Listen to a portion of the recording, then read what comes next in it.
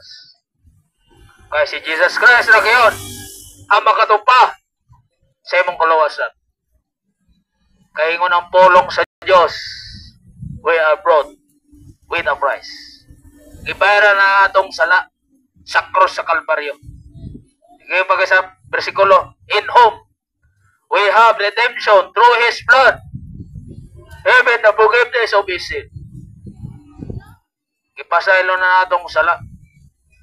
But atubangan sa reliyon, wala pa napasaylo ang sala. But sa atubangan sa Diyos, ipasaylo na, agbayra sa krus sa Kalbaryo pa lang. Nakatong sala, ipasaylo na. 2,000 lang nilabay, ipasaylo na. O na, karon mo na itong pribiliyo. Itong pasalamat kung nakadungog sa pulong sa Diyos. Nakita, giluwas, para ikaw, wag ako, dili mo ato sa impirno. But ang tao gusto kayo mo ato sa impirno, kaya nga naman. Wala masamasahin sa kaluwasan. Nagbugal-bugal naman sa pulong sa Diyos.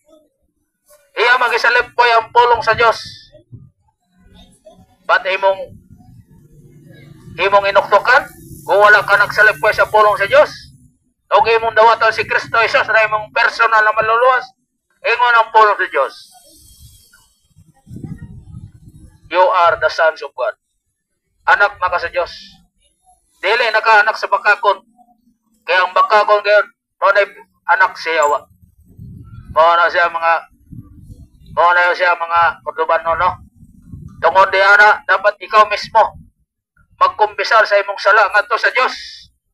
Ingon diha, if thou confess with thy mouth the Lord Jesus Christ, and shalt believe in thine heart, but God hath raised him from the dead, and thou shalt be saved.